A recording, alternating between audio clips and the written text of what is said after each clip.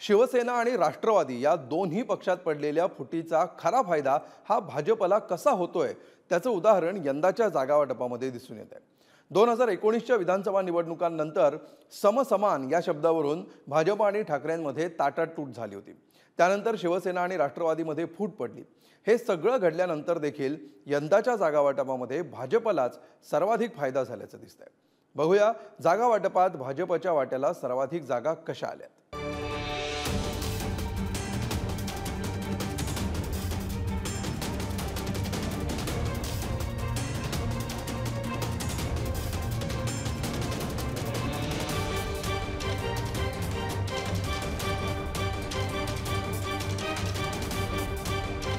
दोघांचं भांडण टिसल्याचा लाभ ही म्हण महाराष्ट्रातील राजकारणात चपखलपणे लागू पडली आहे। कारण शिवसेना आणि राष्ट्रवादी यांच्यातील बंडाचा भाजपला चांगलाच लाभ होताना दिसतोय। याचं संदर्भासहित उदाहरण म्हणजे लोकसभेची जागा वाटपातील आकडेवारी। लोकसभेच्या या जागा वाटपात सर्वाधिक फायदा भाजपलाच होताना दिसतोय। 2019च्या लोकसभेमध्ये भाजपने 25 जागा लढल्या। 2024च्या लोकसभेमध्ये 28 ते 29 जागा लढवणार। शिवसेना 23 जागा लढल्या आणि ठाकरेंची शिवसेना 21 ते 22 आणि शिंदेची शिवसेना 12 ते 13 जागा लढवेल। राष्ट्रवादी 19 जागा लढल्या। शरद पवार गट 10, अजित पवार गट 3 ते 4 जागा। काँग्रेसने 25 जागा लढल्या। 2024 मध्ये 16 ते 17 जागा लढवणार। भारतीय जनता पक्षाने म्हणजे विशेषतः मोदी शहांनी जादू केली, अघोरी जादू केली। ज्या धनुष्यबाणावर बाळासाहेबांची श्रद्धा होती, या महाराष्ट्राची श्रद्धा होती, तो धनुष्यबाण महाराष्ट्रातून गायब करण्याचं अघोरी कृत्य, अघोरी जादू ही मोदी शहांच्या भारतीय जनता पक्षाने केलेली आहे। एका तांत्रिक बुवासारखा जो काही निंबू काय जो काही काळा जादू या संजय राजाराम राऊतनी उद्धव ठाकरेंवर फिरवलेला आहे, त्याच्यामुळे आता उद्धव ठाकरेंचं हम दो आणि हमारे दोच राहिलेला आहे। 2022 मध्ये शिवसेनेतील बंडामुळे मवियाचं सरकार गेलं आणि भाजप शिंदे गटाचं सरकार आलं। ज्या शिंदेंमुळे भाजपला सत्तेची चव चाखायला मिळाली, त्याच शिंदेच्या शिवसेनेची जागा वाटपात कोंडी झाली। सोबत आलेल्या 13 खासदारांच्या जागा पदरात पाडून घेताना सुद्धा नाकी नऊ आल्या आणि त्यामुळेच हाच धागा पकडत सामना वृत्तपत्रातून संजय राऊतांनी शिंदेच्या शिवसेनेसह भाजपला डिवचलंय। आम्हीच खरी शिवसेना असा बोभाटा करणाऱ्या शिंदे मिंदे गटाचे शेपूट अखेर भाजपच्या अजगराने गिळले आहे। भाजप म्हणजे नक्की काय प्रकार आहे हे आता या चोर मंडळास कळलंय। मूळ शिवसेना म्हणजेच मिंध्यांचा फुटीर गट नाही। राज्यात 23 लोकसभा मतदारसंघात धनुष्यबाणावर निवडणुका लढत असे, म्हणजे अर्ध्यापेक्षा जास्त महाराष्ट्रात धनुष्यबाणाचाच बोलबाला होता। पण मिंधे गटास अर्ध्या जागा सुद्धा मिळाल्या नाहीत। महाशक्तीने एका झटक्यात चोर मंडळाच्या 4 खासदारांना उडवलं। महाराष्ट्रात या अदृश्य अघोरी शक्तीचा वावर सुरू आहे। मोदी शहा फडणवीसांनी बाळासाहेबांचा धनुष्यबाण गायब केला, जादूच झाली म्हणायची। आता महायुतीमध्ये सर्व आलबेल आहे हो, तुम्ही त्याला वेगळा कलर देऊ नका। आता भाजपने आपली यादी जवळपास डिक्लेअर केलेली आहे।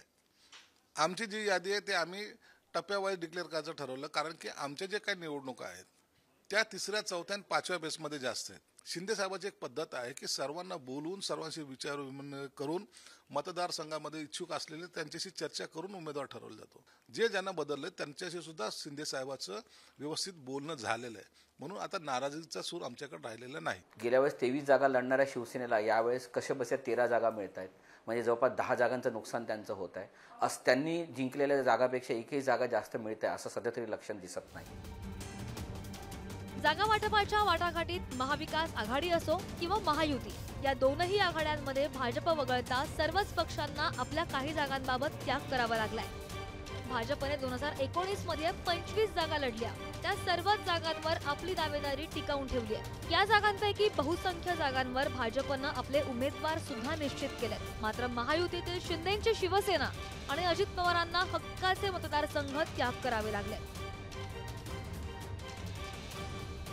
शिंदेच्या शिवसेनेचा त्याग, अमरावतीची जागा भाजपला तर परभणीची जागा रासप, धाराशिव मतदारसंघ राष्ट्रवादीला सोडला।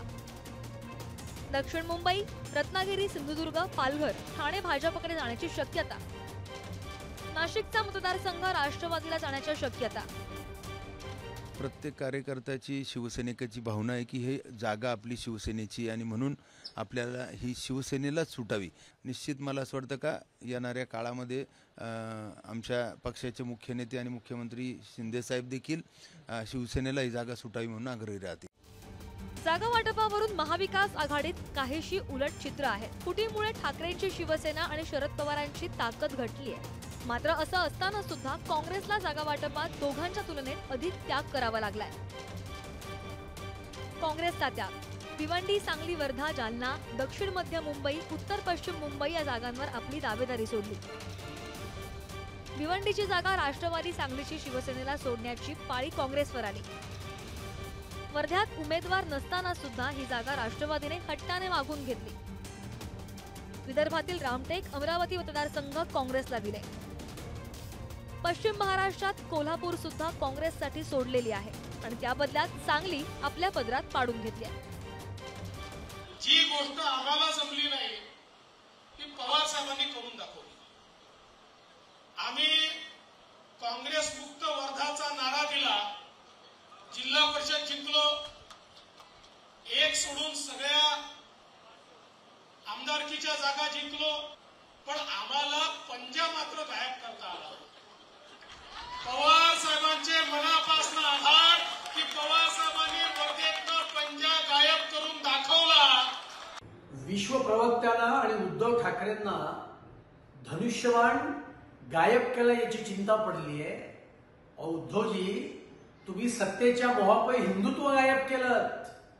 सत्तेच्या मोहापायी तुम्ही महाराष्ट्राचा स्वाभिमान सोनिया गांधी आणि राहुल गांधीच्या चरणी घाण ठेवला. गेल्या लोकसभेला शिवसेना भाजप युती आणि काँग्रेस राष्ट्रवादी आघाडीनं एकत्रित निवडणूक लढवली होती. मात्र एकनाथ शिंदेंच्या बंडामुळे शिवसेनेची तर अजित पवारांनी काकांविरोधात चौथा सुभा उभा केल्यानं राष्ट्रवादीची 2 शकलं झाली. त्यामुळे 2 नव्या पक्षांची भर पडून आता 4 ऐवजी 6 पक्ष झाले. पण यामुळे जागा वाटपाचा पुरता गुंता झाल्याचं दिसून येत आहे. अर्थात यामध्ये भाजप आपली ताकद राखून असल्याचं सिद्ध झालंय. ब्युरो रिपोर्ट, पुढारी न्यूज.